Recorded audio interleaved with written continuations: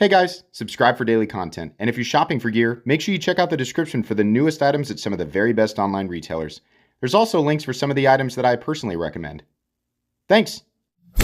What's going on YouTube? Metal Complex here, and today I've got another short, little unboxing video to share with you guys. We have an interesting one. Obviously it's a Kershaw. Not everybody, but a lot of people get really excited about Kershaw. I do. I've been rooting for Kershaw for a long time, and it was nice to see them not, I mean, I don't think they've ever done bad, but all of a sudden, within the last few years, they were doing really, really incredible stuff that, at least in my opinion, I've really been excited about what Kershaw's doing. I think they've made some really awesome stuff, and I think this is going to be interesting too. Presumably, yeah, I think I said that right. I assume that it is available by the time I'm uploading this, so I'll link it down in the description. It does help my channel when you use those links, but that's up to you. Thanks to my patrons for supporting me. Okay, so what do we have here? This is a cool one. They're calling this obviously, the launch Iridium. Oh man, I don't know my Kershaw history like I wish that I did. But this is an Iridium Auto. I do like the... So I had not seen a picture of this. No, it is an American knife.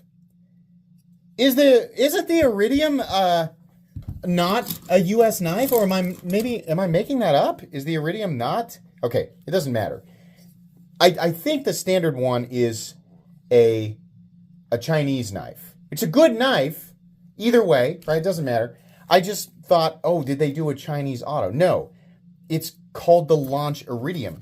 But that's strange. So is it not a numbered launch knife? If that's the case, that's the first time I've seen that. You can check the listing. I'm sure that that'll clarify. This appears to be aluminum with screws that go through to Chicago ends. On this side, we got a little back spacer here. Also, I assume aluminum. Yeah, probably aluminum. We got a pocket clip that can be mounted on either side. Okay, pretty good. Not quite as powerful. Like, here's the new ZT. The new ZT is a little more powerful, right? But the Launch Iridium, it probably feels like your typical Kershaw Launch Series knife. Nice lockup, feels good, right? About the centering, yep, nice centering. So, what do we have for the steel? MagnaCut.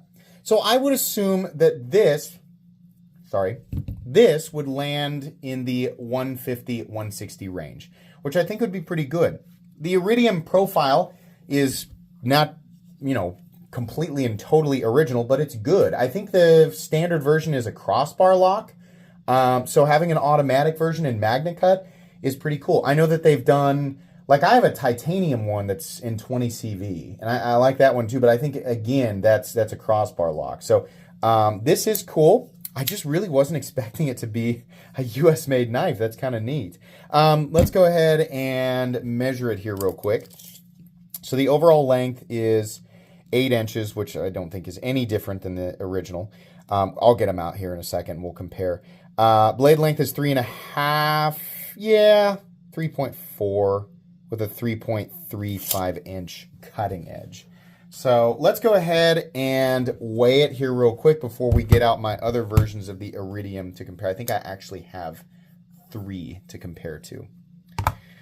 The weight on this guy is 3.1 ounces, which does not surprise me at all. I'm also going to get out another Launch Series knife and kind of compare it there, so I'll be right back. Okay, yes, I had 3 other versions of the Iridium, and I believe, here's the titanium one, China, contoured titanium and 20 CV.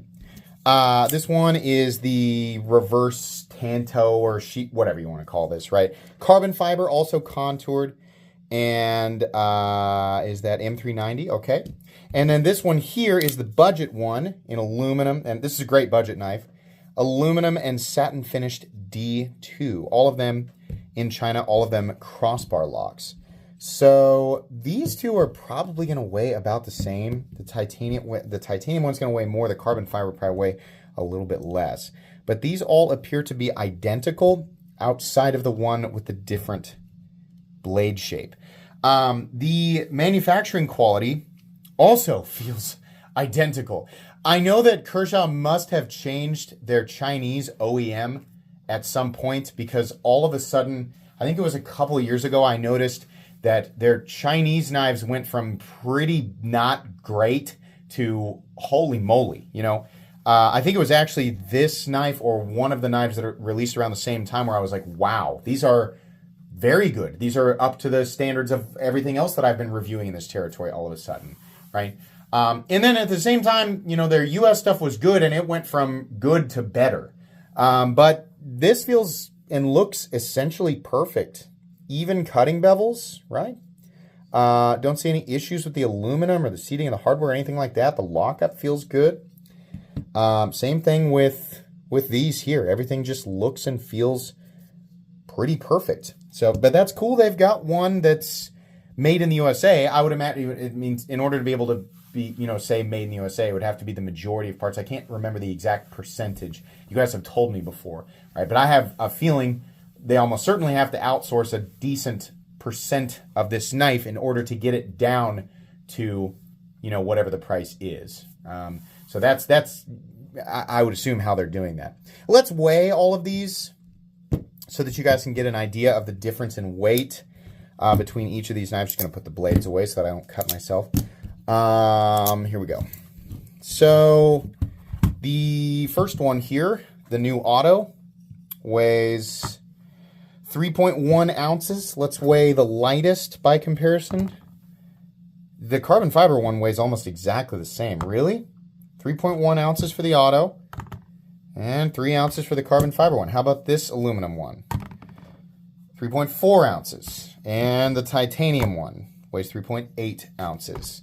So this is actually about the same weight as the carbon fiber guy. I forgot to get out a launch knife, but I do have a ProTech right here that I can compare with just back to back. This fires substantially harder. Not that it's absolutely necessary, right? Typically, the launch knives don't fire quite as hard as a ProTech, but you can kind of see it. Yeah, this is probably 20%, maybe 30% firing harder. But here's all that matters. As long as the blade deploys and will push itself into the open position, even if you only pull it back a bit, this is all I check for on an automatic knife. Sorry about that, bumped the camera. As long as it's getting there, right, we're good. And if it doesn't get there, then you might have to adjust the pivot or clean it out a little bit. But this is pretty cool. I really thought, I was like, did Kershaw release a Chinese automatic like that? I think that's not something that they can, I don't know the laws of that stuff, but this is cool. So yeah, you'll get a full length review of this guy because it is different than the other versions of the Iridium. Different enough, right? It's essentially a different knife being an automatic. So I'll carry that one, use it, and get back with you guys with a full-length review. But that's going to be it for today. Thanks so much to Kershaw for allowing me to share this with everybody. Please make sure to follow me on Instagram at metal_complex. If you enjoyed this video, leave a like. If you'd like to check out my other content, I do, of course, have lots of videos of knives that are either expensive or inexpensive that I do or don't like, so check those out. And if you enjoy all my content, go ahead and click on the Metal Complex logo right there and subscribe because there's definitely more coming. Thanks again for watching, everybody, and have a great day.